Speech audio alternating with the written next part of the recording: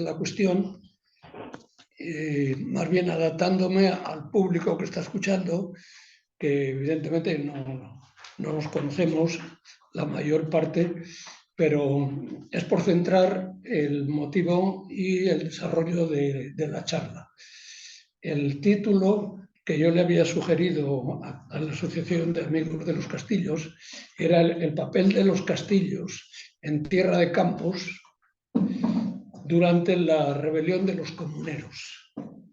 De manera que esto último es lo que centra más el espacio temporal en el cual me quiero mover, porque la charla que di el otro día en Palencia era el papel desempeñado por Palencia en la rebelión de los comuneros. Aquí me voy a querer centrar únicamente en lo que significó el que existieran castillos en la Tierra de Campos, limitándolo a este espacio temporal y el espacio geográfico al que me refiero. Por eso se lo quiero expresar primero a ustedes, porque no sé muy bien qué es lo que venían ustedes a escuchar, pero quiero centrarme en lo anunciado porque dentro de pocos días pues viene la tercera en relación con Palencia, la Casa de Palencia. También me piden que hable de los comuneros y qué papel desempeñó esa provincia en la rebelión de los comuneros. Que el tema de los comuneros es algo que a todos interesa mucho. Yo, con motivo de que se han cumplido los 500 años, ya propuse esto en el Ateneo y di una charla ahí, luego tuve que dar otra en la Fundación La Caixa, porque se celebraban los 500 años. Pero esa celebración pues era en el año 21, estamos en el 23, pero esto siempre sigue teniendo vigencia, porque si bien la batalla de Villalar, en la cual desaparece el sueño de los comuneros y la utopía comunera queda quebrantada por esta batalla, y el emperador Carlos V pues es el que realmente sale triunfante de esta batalla, aunque el emperador no estaba en España, el emperador ya se había ido a Alemania, lo vivió, todo lo que fue la rebelión de los comuneros lo vivió desde fuera. Quizás vaya a puntualizar algo para centrarnos en la temática. Y esto ha suscitado, como les decía, mucho interés para la gente. Me he dado cuenta que este fenómeno histórico que ha ocurrido a principios del siglo XVI, pues ha tenido mucha trascendencia en la historia, pero hay mucha gente que lo ha captado y tiene mucho interés en saber exactamente qué ocurrió, qué es lo que se pretendía, y luego hay muchos que me preguntan luego una cosa que no tiene respuesta: ¿qué hubiera sucedido si hubieran vencido los comuneros y no hubieran triunfado el ejército realista, es decir, los que apoyaban al emperador Carlos V? Pero lo que estoy queriendo decir hoy, que el núcleo central de esta rebelión se sitúa dentro de lo que es Tierra de Campos, en un triángulo que está entre Medina del Campo, Medina de Río Seco y Valladolid. Ahí hay un triángulo en el cual se movieron los acontecimientos más importantes durante esta época, donde se desarrollaron determinado tipo de acontecimientos y donde pues, terminó. Villalar está precisamente ahí en el núcleo de este triángulo al que me he estado refiriendo. Ahora bien, tratándose de esta asociación de amigos de los castillos, ¿qué papel desempeñaron los castillos?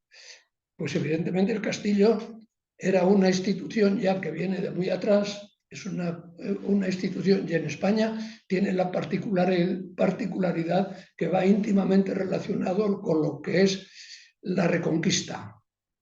Claro, esto ocurre en España y ocurre también, siempre tengo que puntualizar mucho, cuando he hablado del tema de Palencia también, es que está en el centro de esta zona geográfica.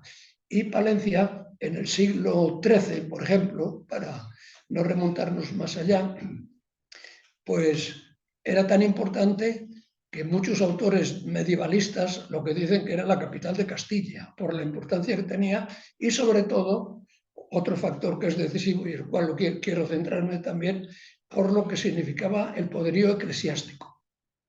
Palencia era un señorío episcopal, un señorío que es una concesión hecha por el rey Alfonso VIII, que acaba de mencionar Alfonso VIII aquí, a la ciudad de Palencia en el siglo XIII, precisamente cuando digo que está considerado pues, por historiadores muy importantes y algunos iguales extraños a España, como son Josep Pérez, que es un hispanista francés que ha estudiado mucho la revolución de los comuneros. Él le habla de revolución, no de rebelión.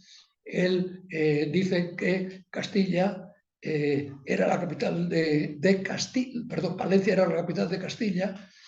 Hay que advertir de antemano que Palencia como provincia no existía, ni Palencia ni nadie, porque tenemos que hablar de provincias administrativas a partir de 1835. A partir de ahí hay provincias. Antes eran reinos. Y aquí había el reino de Castilla, estaba el reino de Aragón y estaba el reino de Navarra. Eran los tres reinos de esa época. Castilla unida con León, porque en tiempos de Alfonso VIII pues estaba dividida de León, porque en León estaba Alfonso IX, que eran primos, amigos, enemigos, que se juntaban, se aliaban y trataban de solventar un poco los problemas que tenían fronterizos. A veces esto terminaba en alguna guerra, como la guerra de Tamarón, la guerra de Colpejera, etcétera, que fueron guerras entre ellos para resolver temas de frontera. Pero lo que sí había en toda esta zona era castillos, que venían ya pues de la alta Edad Media. Lo que estamos hablando es en la Baja Edad Media, estamos hablando del siglo XVI. Próximos ya apuntando la Edad Moderna, y esto tiene suma importancia, sobre todo en Castilla, que después de los Reyes Católicos, Isabel muere en 1504 y Fernando en 1516. Es decir, los Reyes Católicos a principios del siglo XVI pues dejan de existir, pero dejan a Castilla en una situación muy rica desde un punto de vista económico, desde un punto de vista social y desde un punto de vista cultural. Y lo cultural aquí quizás tenga más importancia, más raíces que lo demás, porque va a influir en todos los demás. ¿Por qué era muy rica la Castilla de aquella época culturalmente, la que dejan los Reyes Católicos? Bueno, porque desde el siglo XIII ya en España hay universidades, hay los estudios generales. Y los estudios generales se crean precisamente en Palencia, con el rey Alfonso VIII y el obispo Tello Tellez de Meneses. Alfonso VIII va a privilegiar mucho a Palencia, porque en 1212, que es cuando consideramos que se crea la Universidad de Palencia, los estudios generales que se llamaban entonces, lo mismo que se llamaban en París y en Bolonia, que eran las otras dos universidades europeas que existían. Luego viene Palencia, en 1212, que copia un poco el modelo parisino, que era más bien de carácter teológico, mientras que Bolonia era más bien desde el punto de vista del derecho. Valencia más bien copia el modelo francés y se crea la Universidad de Palencia, que dura muy poco, duran unos 8 años, porque el rey Fernando III, el Santo, hijo de doña Berenguela, pues resulta que doña Berenguela estaba casada con Alfonso IX, rey de León, y estaba íntimamente relacionada con Castilla, con Palencia, porque vivía en la ciudad, en un pueblo de Palencia, Nautillo, de Campos, pueblo insignificante, pero tenía ahí su casa. Y su hijo Fernando hereda León y Castilla y se une Castilla. Queda fusionada Castilla y ya pues, prácticamente definitivamente las batallas que ha habido antes de carácter fronterizo ahí se terminan porque Fernando III toma muy en serio lo que es la corona de León y la corona de Castilla y se crea León y Castilla, o Castilla y León. Bueno, es importante esta fase histórica para centrarnos en lo que fue la rebelión de los comuneros pocos años después, es decir, el siglo XVI. Lo que estoy hablando yo es del siglo XIII, pero las raíces del XIII a la muerte de los reyes católicos es que dejan a Castilla muy rica, es decir, que los historiadores medievales, por ejemplo, el que he mencionado antes, José Pérez y José Antonio Maraval, consideran que Castilla era el reino más avanzado de toda Europa. Desde este punto de vista de la economía, la sociedad, la organización social y la cultural. Y la cultural es porque aquí las universidades, que en París seguía adelante, y la de Bolonia también, que todavía siguen siendo dos universidades importantísimas, pero la cultura, la enseñanza desarrollada en la Universidad de Salamanca a partir del 18 ya. La de Palencia es 1212. Salamanca 1218, ya con Alfonso III, perdón, Fernando III el Santo, que privilegia mucho esta universidad en Salamanca. Salamanca estaba en lo que era el Reino de León, pero le da privilegios, entre otros privilegios que tenían en ese momento las universidades, es de sufragar los gastos del mejor profesorado que podían ellos conseguir en toda Europa. Entonces el profesorado era extraordinario, pero consecuencia de eso el alumnado también lo era. Bien es verdad que en esa época el mayor número de alumnos que en la universidad eran eclesiásticos. Por eso nos encontramos con unos obispos que tenían una formación extraordinaria, porque además casi todos ellos pertenecían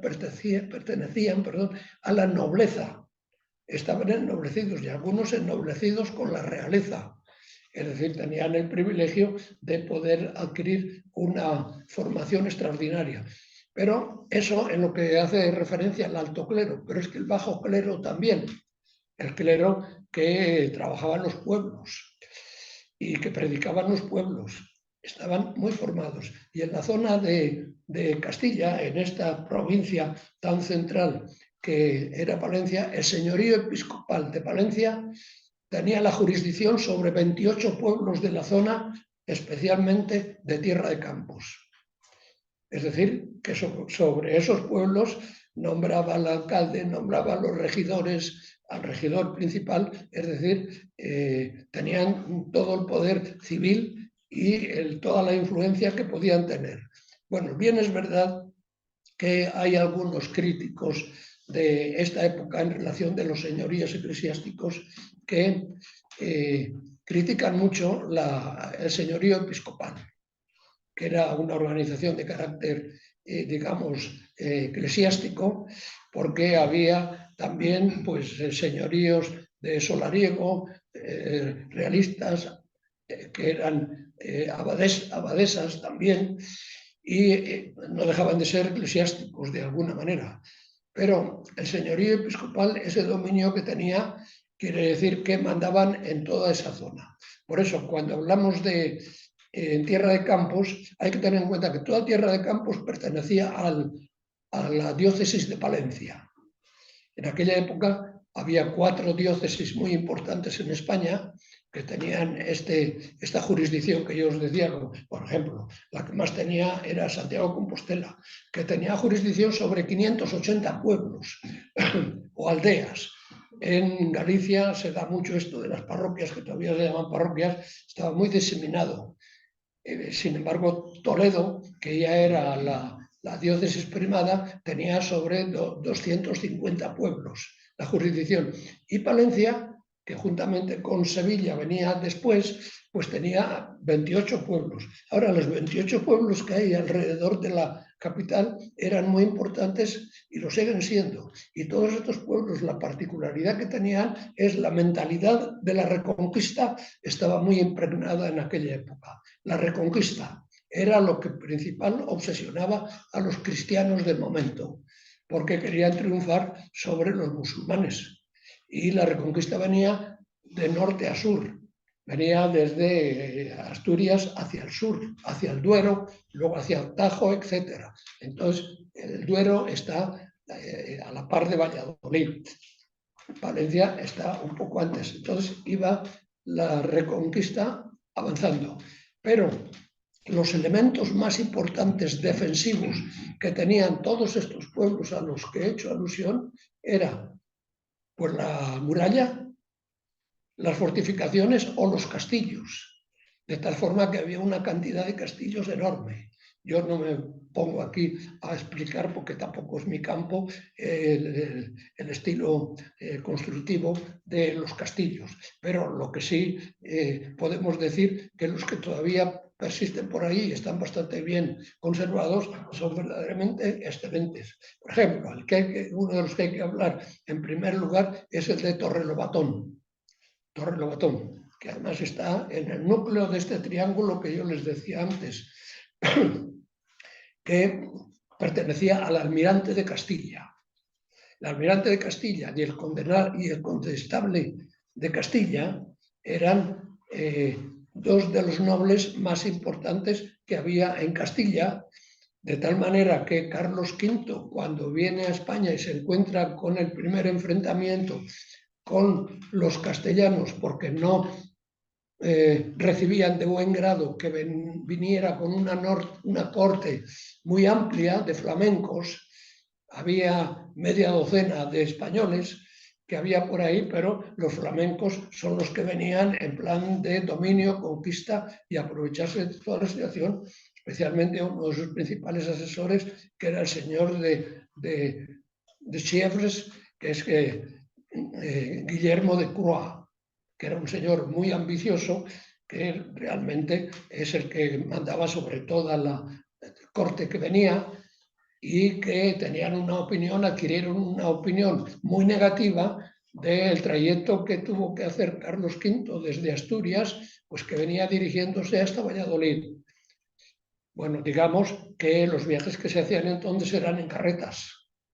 Tenía que venir a caballos, la carreta, y todos ellos iban avanzando y haciendo jornadas, de tal manera que probablemente caminaban una serie de kilómetros y tenían que parar, alojarse donde podían. El rey pues tenía siempre algún palacio que le acogía, y entonces todos los demás que venían ocupaban los pueblos por donde venían, y sobre todo los flamencos que venían en plan un poco avasallador, porque no les gustaba lo que ellos consideraban que era una pobreza inadmisible para recibir a un rey, que fue muy rápidamente denominado heredero al imperio, al Sacro Imperio Romano Germánico.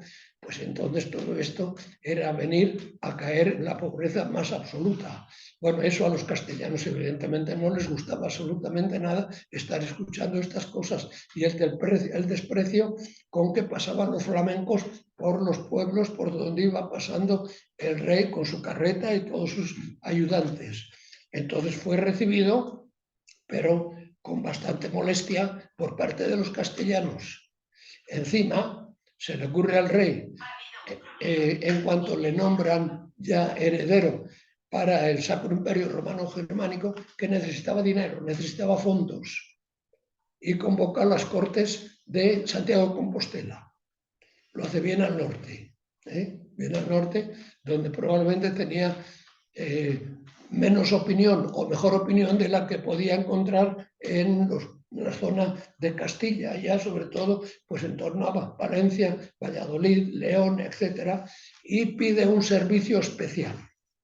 Un servicio especial quiere decir dinero, para volver a Alemania, a Worms, que era donde iba a recibir ya el imperio, iba a ser coronado el imperio.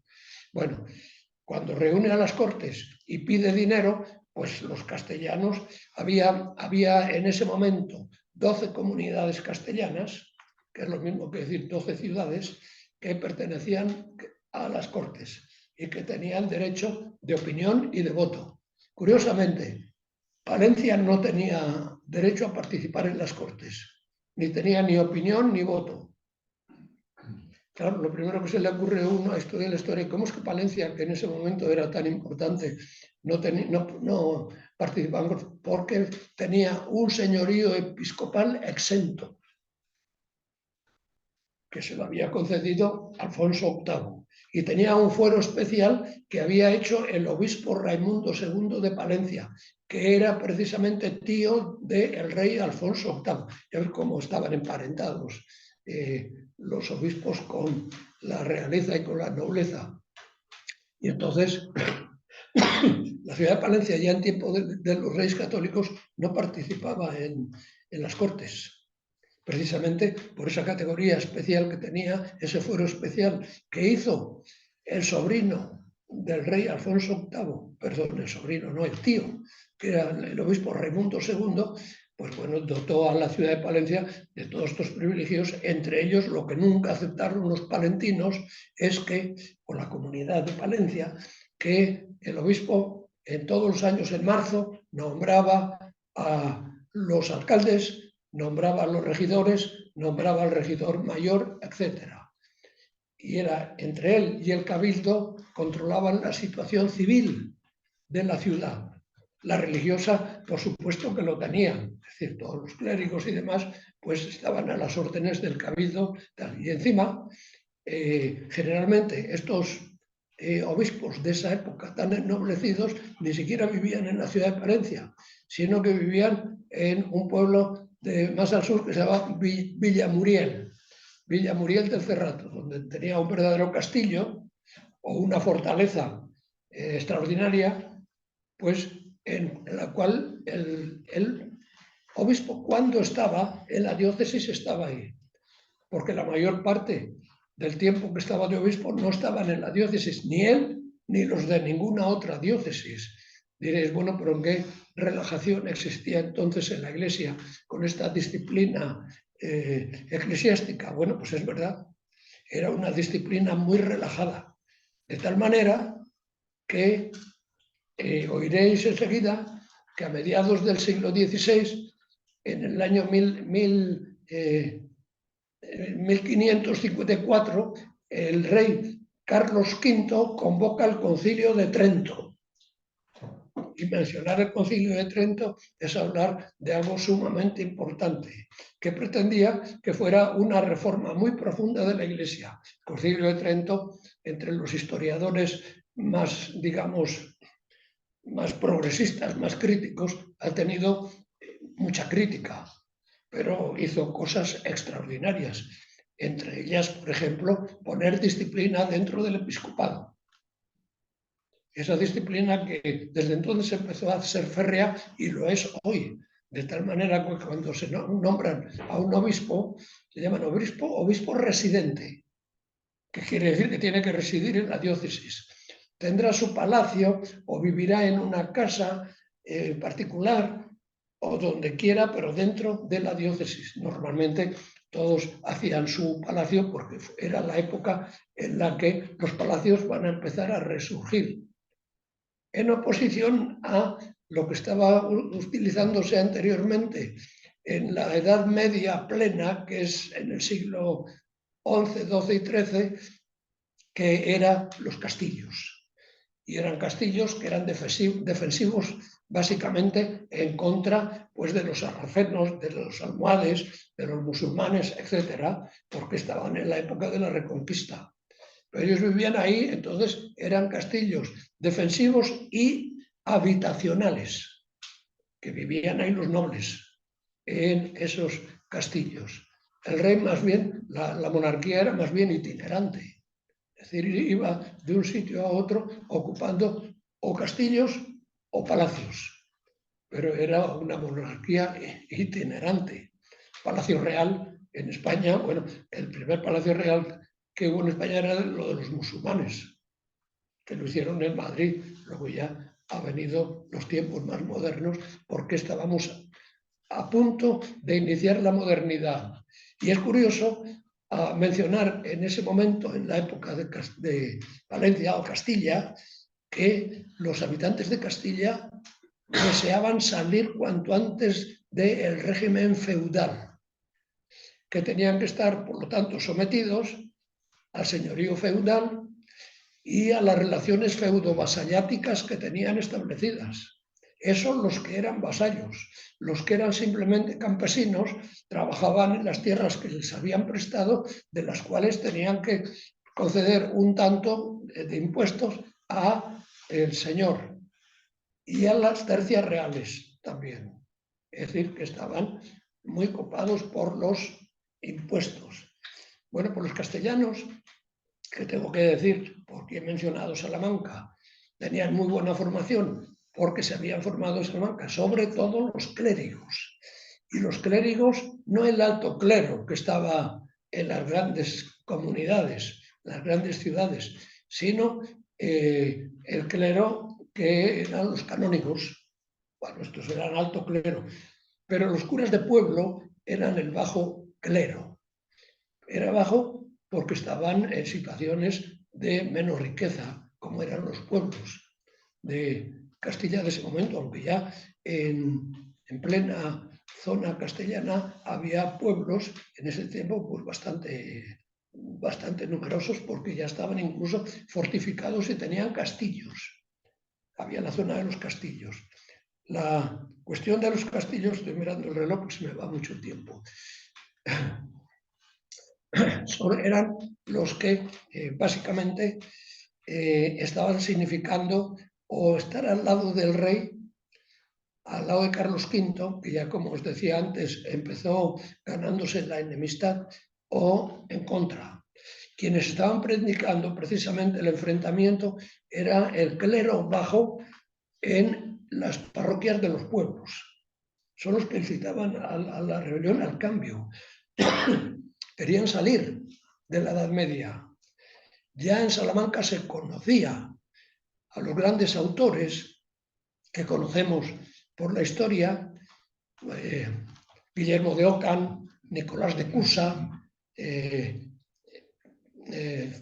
todos, Erasmo de Rotterdam, todos estos ya se explicaban en la universidad. Pico de la Mirándola, que fue el que promovió el gran manifiesto de la modernización. Bueno, todas esas teorías ya se explicaban en Salamanca. Y no es la época de los grandes teólogos, de Francisco Vitoria, Domingo de Soto y todos los grandes teólogos de la escuela de Salamanca, que se conocen muy bien. Esos eran alumnos en aquel momento todavía. Había otros grandes maestros que estaban enseñando precisamente a estos grandes teóricos que he dicho. Marsilio de Padua, que no he mencionado antes, que introduce la teoría conciliar, de tal manera que ya criticaban directamente la soberanía del Papa, de tal forma que la Iglesia debía regirse más por el concilio, y el concilio era la representación de toda la cristiandad. Ya empezamos a ver ahí cómo se ponen medidas a los reyes, limitar el poder real, así como ya los grandes teólogos lo imponían al Papa. Pero cuando aquí se imponía ya a los reyes, pues nos encontramos con Carlos V, que tenía que, bueno, él sin duda escuchaba estas cosas porque el principal asesor que tenía era Pedro, el obispo, Pedro Ruiz de la Mota, que a la sazón era obispo de Badajoz y que estaba siempre con él. El obispo no estaba en Badajoz, estaba con el emperador.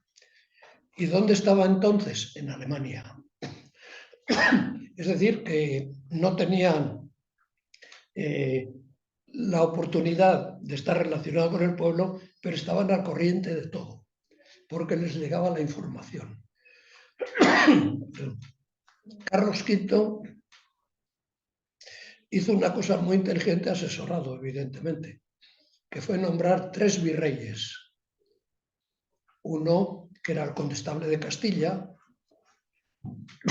otro, el almirante de Castilla, que estaba en Medina de Río Seco, el condestable estaba en Burgos. Y luego el cardenal de Utrecht, que era Adriano. Adriano pues venía de Utrecht, esto se mantuvo, aunque ya los castellanos estaban deseando que todos los cargos que se nombraran fuera de los castellanos.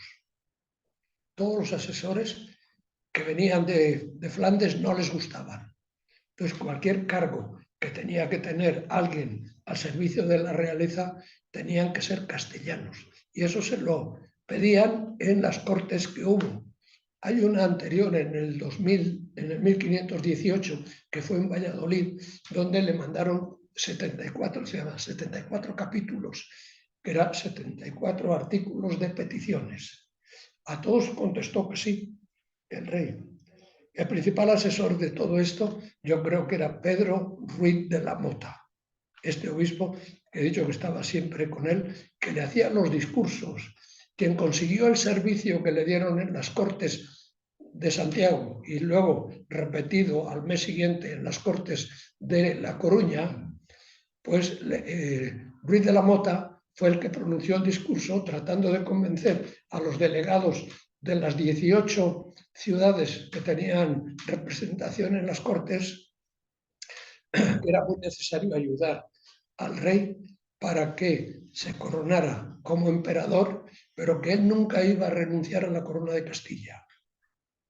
Les convenció de que no solamente eso, sino que iba a residir en Castilla, no en Borgoña, ni siquiera en Flandes, que iba a venir a residir aquí.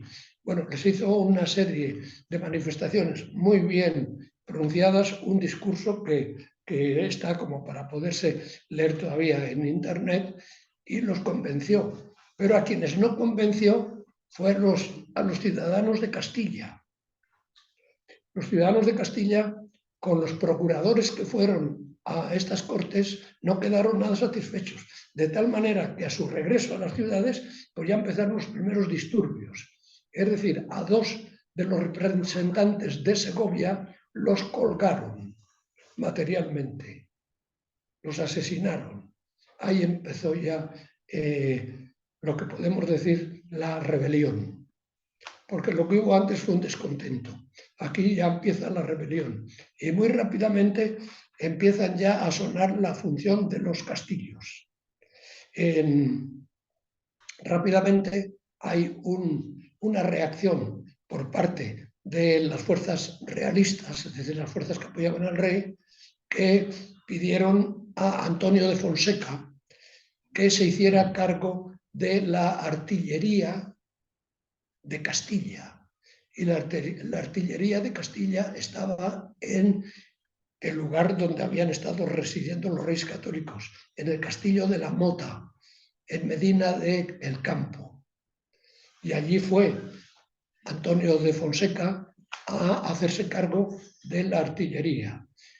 Estaba realmente, era en las afueras del castillo, pero se enteraron de que venían a apoderarse de la artillería, y los habitantes de la ciudad de Medina del Campo entendieron que esa artillería la tenían para luchar contra Segovia, que ya se había rebelado.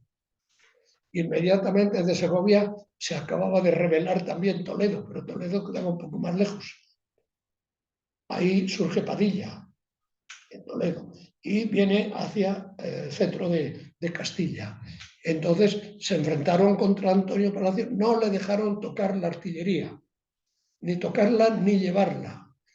Y lo que hizo fue Antonio Fonseca, pues amenazar con la que habitualmente hacían en aquel momento. No tenían más que escopeteros y ballestas y demás, pero la amenaza con quemarlos. Y efectivamente empezó a quemar Medina de Río Seco. Empezaron a arder los barrios de los suburbios cercanos al castillo de la Mota. Empezaron a arder, con lo cual pues los habitantes de Medina se quedaron totalmente alborotados, enfrentados. Este hombre, Antonio de Fonseca, tuvo que salir huyendo, pero Medina seguía ardiendo. Y se ardió el convento de San Francisco, que era precisamente donde había un primer atisbo ya de organización del mercado, porque los mercaderes de Castilla, que empezaban ya a montar sus ferias, y ya sabéis que Medina del Campo es donde se producían las ferias más importantes de toda Europa, pues perdieron todos sus bienes allí como consecuencia del incendio. Es decir, que todos estos alborotos ya empezaron a sonar como una verdadera rebelión de Castilla, que estaba enfrentada con los que apoyaban a los realistas. Le apoyaban decididamente el condestable de Castilla, que era un señor, un conde muy poderoso, y el almirante de Medina de Río Seco, que tenía también pues todas las posesiones. El castillo que acabo de mencionar antes de Torrelobatón era precisamente del almirante de Castilla. Por eso Torrelobatón no lo tomaron los comuneros porque no tenían suficiente fuerza para ello. Los comuneros, pues si el ejército real, cuyo ejército de tierra lo mandaba el condestable de Castilla, y lo que podemos decir que era la fuerza naval la gobernaba el almirante que estaba en Medina de Río Seco, además eran nombramientos hereditarios, lo iban heredando sus sucesores, los del linaje de los Enríquez, que eran los que estaban en Medina de Río Seco. Por eso Medina de Río Seco se llama la ciudad de los almirantes, todavía hoy.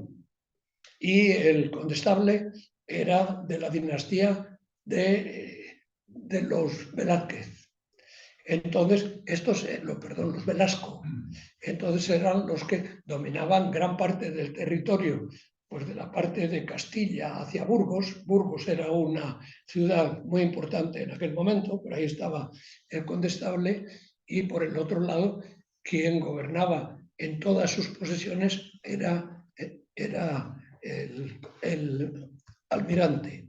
Bueno, este enfrentamiento ya se extendió por todas partes de la Castilla de Tierra de Campos. Y hubo un intento, la duquesa de Módica, que era la mujer del condestable, perdón, del almirante, estaba muy apenada por los alborotos que había y por los muertos que se estaban produciendo. Era una mujer muy cristiana y lo veía todo desde este punto de vista. Entonces quiso pactar un acuerdo de tal manera que se pararan los alborotos y que pues, los ciudadanos de las comunidades de Castilla, ella lo que pretendía en su también hipótesis era que estuvieran del lado del rey y por lo tanto del lado del cardenal Adriano y del lado de su marido, que era el almirante, y del lado del otro virrey, que era el condestable. De tal forma que tuvieron una reunión en el castillo del almirante, en Torrelobatón, pero no lo quisieron hacer en Torrelobatón porque Castillo era demasiado complicado y era demasiado notorio que era el del almirante. Y lo hicieron en Villabrágima. Villabrágima es un pueblo que está muy cerquita de Torrelobatón, y entonces ahí se reunió ella, que consiguió que viniera su marido, el almirante, y que viniera el conde de Benavente, que era tan poderoso en tierras como el propio almirante. Por ejemplo, tenía gran parte de los palacios de Valladolid, el conde de Benavente. Se reunieron con un noble contrariado contra Carlos V, porque no le concedía el ducado de Medina Sidonia, que era Pedro Girón, y sin embargo estaba ya mandando las fuerzas en contra del rey.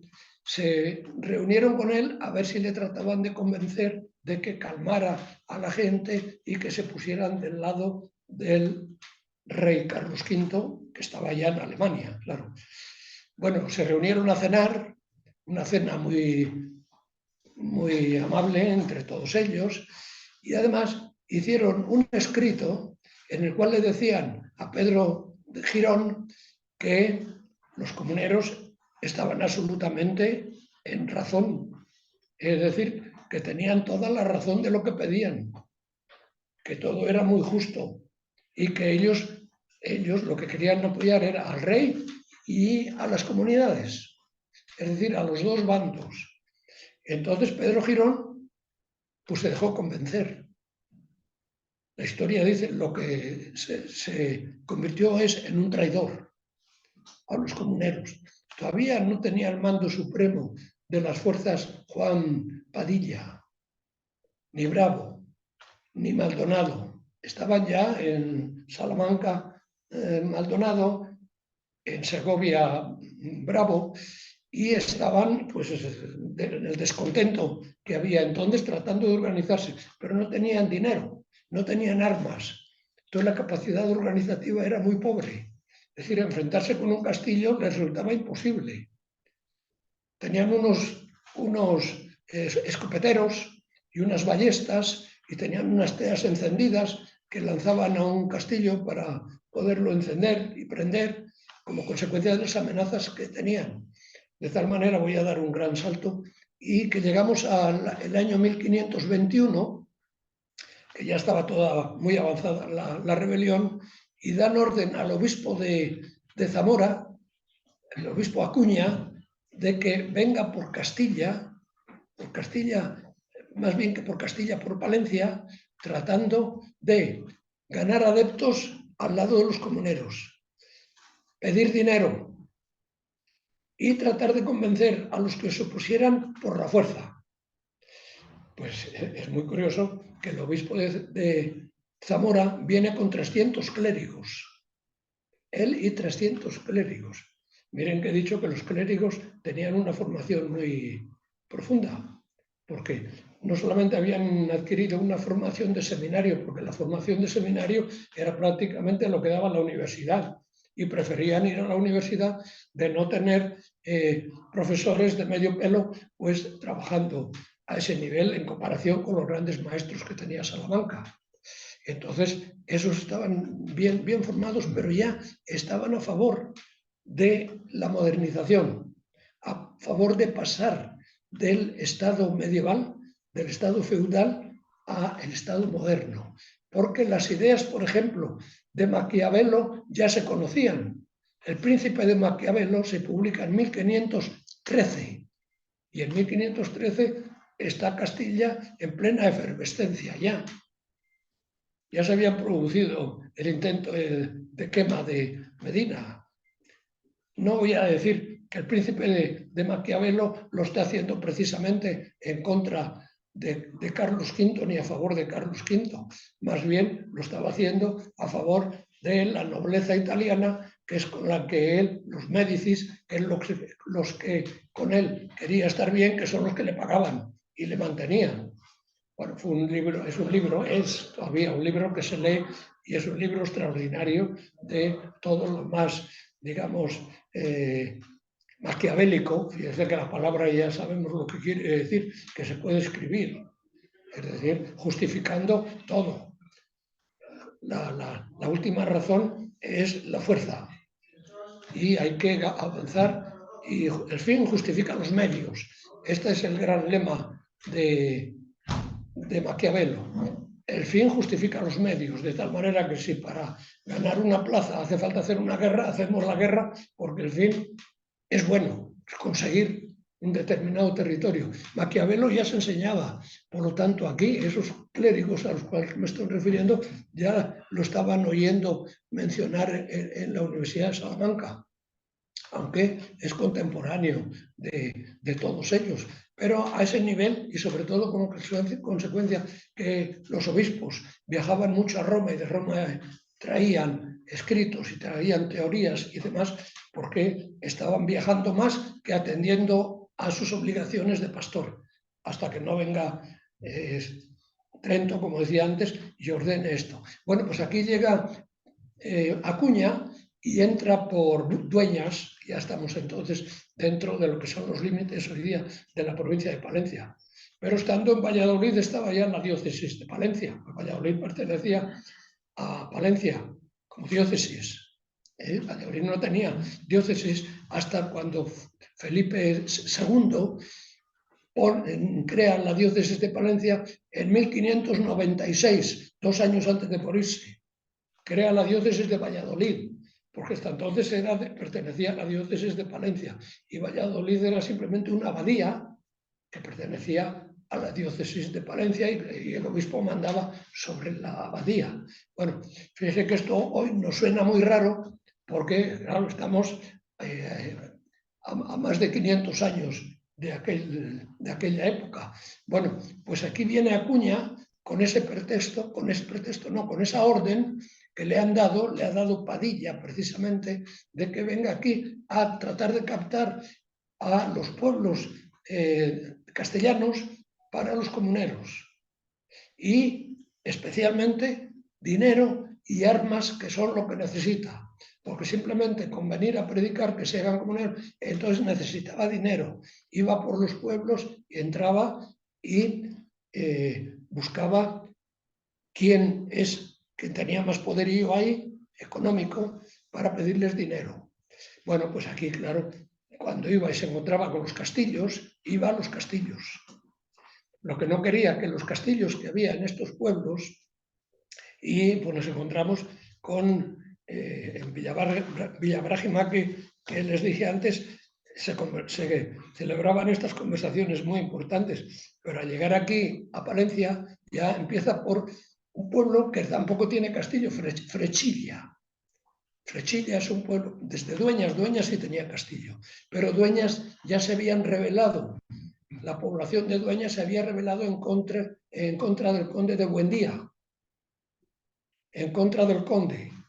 Fue una rebelión entonces antiseñorial, que es lo que caracteriza a la rebelión de los comuneros, en contra de los señores y en contra de incluso el dominio de los castillos, que estaba en manos de los mismos señores. Pero el carácter desde luego era de carácter urbano. Las comunidades eran las capitales, es decir, Segovia era una comunidad, Ávila era otra capital, otra comunidad. Palencia era una comunidad, pero no pertenecía a las Cortes, con lo cual sí era una ciudad, pero no. Pero Toledo sí. Las más importantes en aquel instante eran, como os he dicho antes, Segovia, Toledo, Salamanca. Burgos también entró, pero Burgos llegó un momento determinado, como consecuencia de la acción del condestable, en que traiciona también a los comuneros. La rebelión de los comuneros precisamente fue una sucesión de traiciones. Aquí había traidores de todos los niveles y por todas partes. Pero el obispo Acuña iba a lo suyo. Cuando fue a Frechilla estaba precisamente la audiencia del adelantado de Castilla. Y había un señor ahí que quería captar, el licenciado Lerma. Él se fue, era el que juzgaba y condenaba a todos aquellos que estuvieran al lado de los comuneros, los metía en la cárcel. Pues fue Frechilla con la idea de apoderarse del licenciado que dirigía la audiencia y además abrir las puertas de la cárcel, de tal manera que salieron todos los que estaban condenados por apoyar a los comuneros. Ahí no había castillo que defender, por eso se fue rápidamente a otro que está muy cerca de la capital, Fuentes de Valdepero. Fuentes de Valdepero sí es un castillo que pertenecía a los Sarmiento, y ahí había un alcaide, que era Andrés Rivera, que era muy poderoso. En Fuentes de Valdepero sí hubo bastante enfrentamiento, porque al obispo Acuña evidentemente no le querían dar ni dinero ni menos que se apoderara del castillo, y quería apoderarse del castillo porque los que estaban al frente del castillo apoyaban a la monarquía. Bueno, pues ahí tuvo sus más y sus menos. Hubo una negociación en la cual le dijeron que sí, dice, él les dijo que estaba muy cansado, que necesitaba descansar, a ver si le podían permitir entrar en el castillo, y bueno, se compadecieron de él, le dejaron entrar en el castillo, luego no quería salir. De tal manera que se produjo el primer enfrentamiento. Pero Acuña no iba ahí solamente por la importancia del castillo, es que estaba alojado ahí el doctor Tello, que era uno de los miembros del Consejo Real, muy poderoso. En el Consejo Real estaba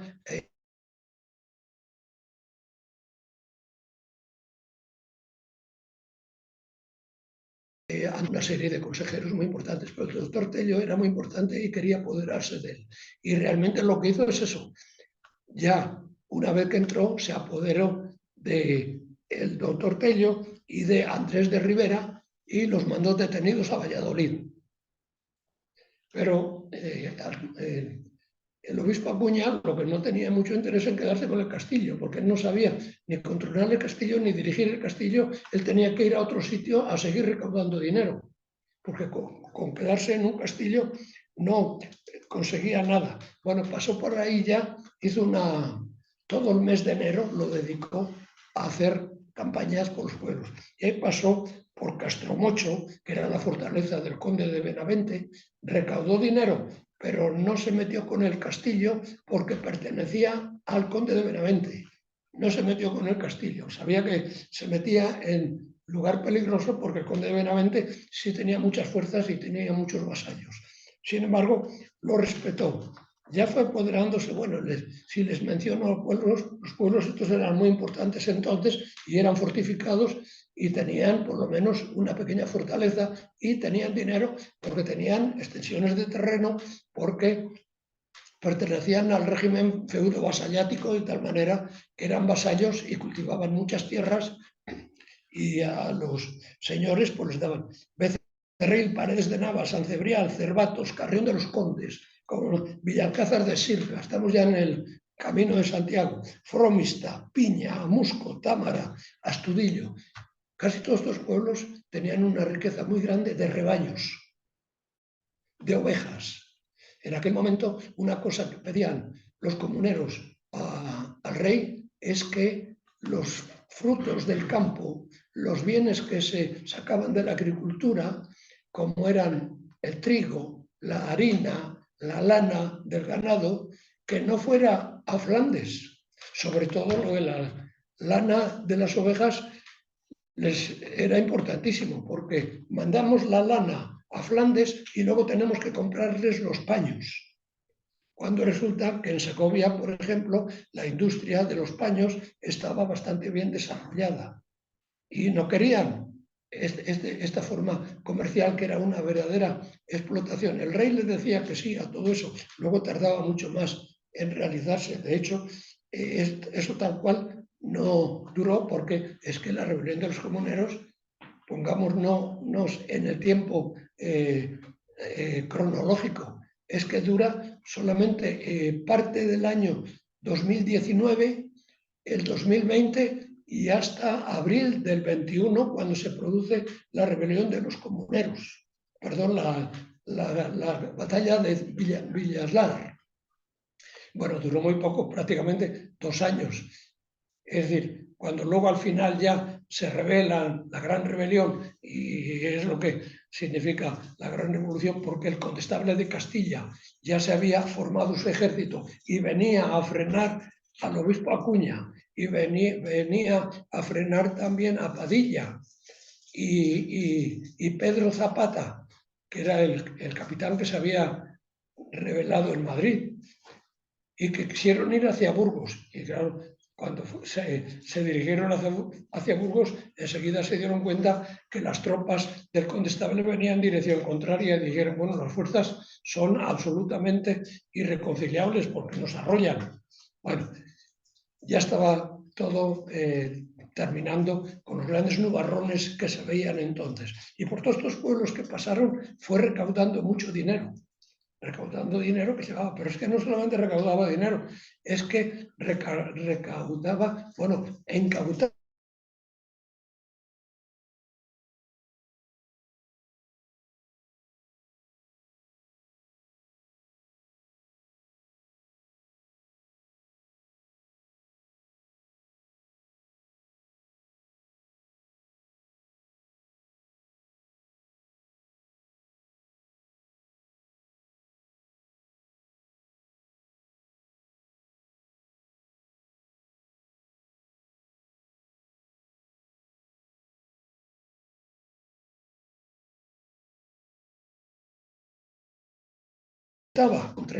controlara a sus fuerzas, sino que iban y asaltaban también las iglesias y robaban los cálices, las patenas, hasta el manto de la Virgen se llevaban. Claro, todo eso era una verdadera rapiña lo que se estaba produciendo, pero es que Acuña no podía controlar a esta gente y además él lo decía.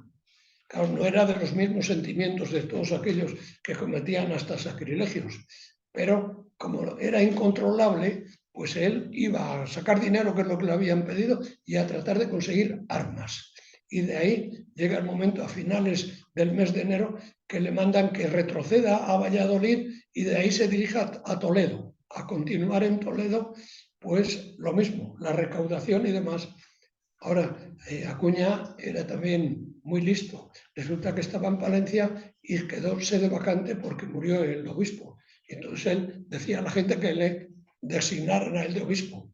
Pero cuando fue a Toledo, había fallecido Guillermo de Croix, que era el sobrino de aquel señor de Chievres que les dije antes, que era un muchacho de 23 años que le habían nombrado obispo de Toledo y por lo tanto cardenal de Toledo. Nunca vino a Toledo, ni entró en Castilla siquiera, sino que murió muy pronto en una cacería allá en Flandes. Bueno, eso se resolvió de esta manera, pero ya que no había obispo, no había cardenal, él también, al entrar en Toledo, le vitorearon todos y empezaron a nombrar que obispo y cardenal. Bueno, de tal manera que él se sentía elogiado, pero realmente eso no se pudo, porque no tenía ningún nombramiento oficial ni del Vaticano, ni había sido propuesto por el rey como tenía que ser en aquella época. El rey proponía a quienes habían de nombrar de obispos.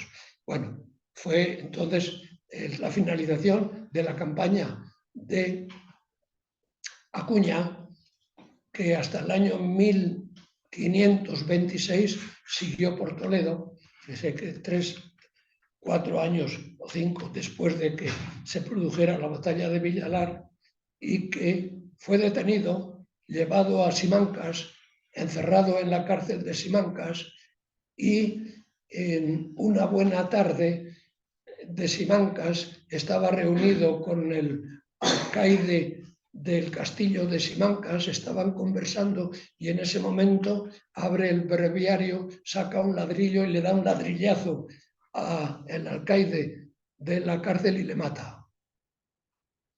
Claro, el rey Carlos V lo que hizo fue someterle a un juicio sumarísimo porque era asesino. No solamente traidor, que había sido, sino asesino.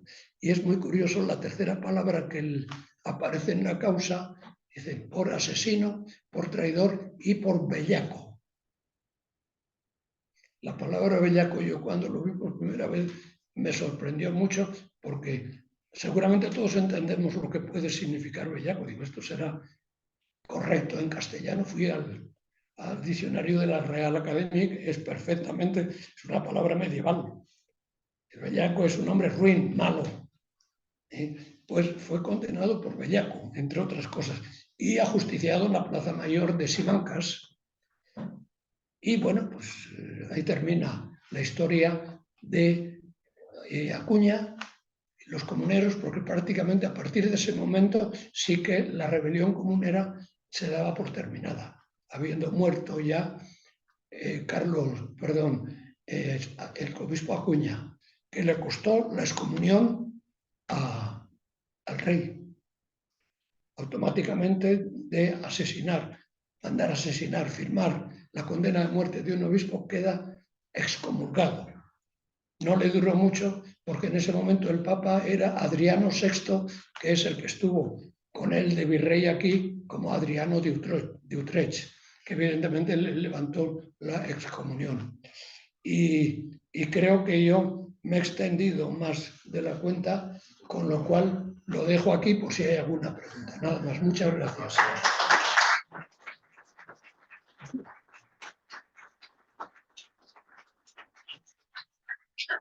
No sé si tenéis alguna cuestión, una pregunta. Sobre una pregunta de los castillos que ha mencionado, ¿cuál no deben de dejar de ver en una visita? Uno, con uno, el mejor. Yo creo que el más favorable es el de Fuentes de Valdepero. Y si paran por Valladolid, el Torre Lobatón, desde luego es el que mejor está, porque es donde está el Museo de Interpretación de la Rebelión de los Comuneros. Es decir, ahí se filmó la película del Cid, por ejemplo. Y con motivo de esa filmación, el castillo ha quedado extraordinariamente bien para visitarlo.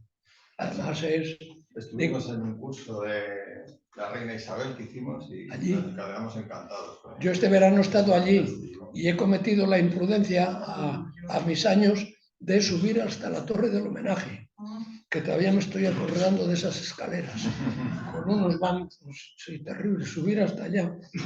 Ahora no me arrepiento nunca porque lo que vi desde allí, la explanada que se ve todo alrededor, es digno de contemplar esa ancha Castilla, llena de trigales, llena de sembrados, llena de rebaños. Eso hoy, que en tiempo de los comuneros aquello debió ser un vergel, porque los pueblos de ahí eran todos ganaderos y todos cultivaban, sobre todo, estos grandes productos mediterráneos como es el trigo, el vino, el aceite, etcétera, que es lo que ambicionaban los romanos cuando estuvieron en España muchos siglos antes. Bueno, ¿alguna cosa más?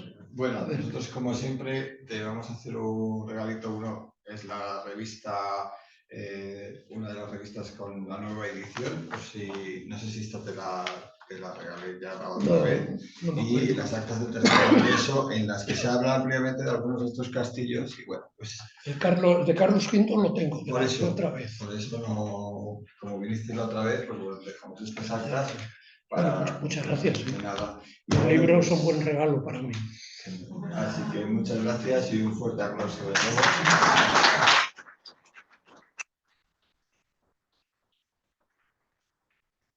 La vuelta de nuestros viajeros de Normandía, pues nos veremos aquí el día 18 con ese viaje por las tierras de Duratón, que os animo, y si no, pues nos veremos en el Castillo de Leja. Así que muchas gracias a todos por vuestra asistencia y bueno, pues... ¿Piensan visitar Fuentes de Valdepero? Fuentes de Valdepero lo visitamos en el viaje que hicimos a Palencia. El viaje aquel, sí. En el viaje que hicimos, donde además nos explicaron todo el proceso ese que hubo de sacar a Diego Sarmiento del castillo y cómo los comuneros lo despojaron de las ropas, lo estuvieron arrastrando y eso fue tan... bueno, lo cerraron y todo en Valencia, y esto supuso para él tal shock que llevó a transformar el propio castillo y a multiplicar sus defensas. Y no sé si os acordáis cuando estuvimos por allí, que solamente entrar por la puerta de la torre del homenaje uno va pasando y es que el ancho del muro es desde esa pared hasta el pasillo, o sea, es que es un ancho espectacular, precisamente por el miedo a todos. No murió, fue uno de los pocos que consiguió salvar el pellejo, pero le llevó a esas transformaciones, ¿no? Pero aquí era Sarmiento. Sí, Sarmiento. Sí, claro, Diego Rivera de Sarmiento. Sí. Y bueno, pero bueno, estuvimos también. Siempre se puede visitar. Alcudia estuvimos también. Así que por eso algunos de estos ya les teníamos echado. Y seguro que les hablaron del obispo Acuña, en la torreta esa donde hubo y se produjo el asesinato del alcaide Mendo de Noguerol. Era el alcalde. Tenemos que ir a Grajal de Campos, que es otra de esas joyas que han quedado ahí, que además Rafa Moreno hizo uno de los estudios sobre cómo transformaron y destruyeron parte del castillo y lo retransformaron. Sí, y de nuevo los señores tuvieron que modificarlo, porque como comentábamos aquella vez el otro día en Palencia, es el momento de las transformaciones de los castillos. Los castillos pasan de ser medievales, es justo en la época de los Reyes Católicos, empiezan a transformarse, pero empiezan a transformarse los reales. Los que son de titularidad real, por así decirlo, mientras que los de los señores es el momento en el que se producirá la transformación, empiezan las barreras artilleras en los castillos, bueno, las defensas... Porque ya aparece la pólvora. Claro, y con la pólvora... ya se sociabiliza, por así decirlo, el miedo a la pólvora en los castillos, y entonces, como pasa en nuestro castillo, entonces estábamos, que llevamos la maqueta, estábamos viendo esa barrera artillera que se avanza y protege la base precisamente para los ataques con culebrinas y los ataques, porque todavía las bombardas no son capaces de matar. Falta en la época de Felipe II, cuando se hundan ya los castillos y se conviertan en fortificaciones, ¿verdad? Como Jaca, que es el gran cambio radical de... Bueno, y después de la toma de Granada con los Reyes Católicos, el tema de las defensas quedó un poco en decadencia. Ya no había tanta necesidad de defenderse porque se había terminado la reconquista. No, al revés. Ahora no, pero no terminó ni ha terminado. Ahí están los castillos. De hecho, la rebelión de los comuneros es lo que un poco demuestra que siguen siendo útiles, siguen siendo necesarios y todavía se siguen construyendo como de Belmonte de Campos y realmente se convierten en la residencia militar de esta nobleza que sigue ostentando el poder en el territorio, mientras que las grandes... Claro, ya no existe una frontera como tal, pero existe una frontera, por ejemplo, contra los Pirineos con Jaca, por ejemplo, contra los franceses, o las nuevas fortalezas que se empiezan a desarrollar, que son los nuevos castillos, frente principalmente a las tropas que vienen por barco, por el mar, que son pagadas por ingleses y demás, y atacan a las flotas y a las costas de la monarquía hispana. Y también en América. Los castillos no desaparecen, de hecho, por desgracia, siguen con otros nombres. Con otras señor que va a Guatemala a ver si ve el castillo de San Felipe, claro, allá en Río Dulce, ¿dónde vas a ir? Allá viene también. Ahí está el castillo de San Felipe, que lo hicieron en contra de la piratería. Está muy bien, además, muy bien conservado. Así que, bueno, de hecho, estuvimos por suerte en Famagusta, viendo uno de estos castillos que... Hacer un breve comentario. Sí, por supuesto. Porque este verano yo fui a tomar un café a Tordesillas y acabé en Valdepero. Montes Valdepero, estaba allí viendo el castillo, Trigueros de Valle, y terminé precisamente en Torrelobatón. Con tan mala suerte que creo que era un martes o un miércoles y no cerraban. Y también fue la mala suerte que me avisó Rafa que había muerto Amador. ¿Había muerto quién? Nuestro vicepresidente, el vicepresidente de la asociación. Bueno. Que era un... Ahora la gran obra es recuperar los castillos. La restauración, cosa como ha hecho Juan Carlos y muchos otros, que se han preocupado por recuperar los castillos, que no se arruina, levantar las ruinas. De la conferencia que dio la semana pasada, de la Asociación de Amigos de los Castillos de Palencia, que van a tener este libro sobre el Señor de Belmonte, un libro muy bueno, Jesús. El de Belmonte, ese es de Jesús. De Jesús. Nuestro presidente de Palencia. Así que... Muy bien, muchas gracias. Bueno, pues nada. Que damos más de hora, ¿no? Sí. Podemos seguir tomando una cervecita y ahí seguimos hablando de eso. Nos hemos pasado de...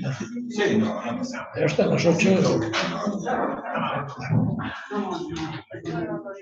No pasa nada, al contrario. A mí se me va el tiempo, ¿eh? Es que quería uno de los ingenieros, porque no más que nada. Y he preferido darte la satisfacción. Todo esto que son estos libros, yo no sé por qué los hacéis tan pesados. Es como el libro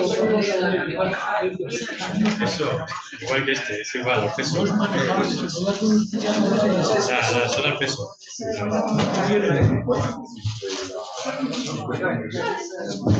Bueno, muchas gracias. ha sido interesante.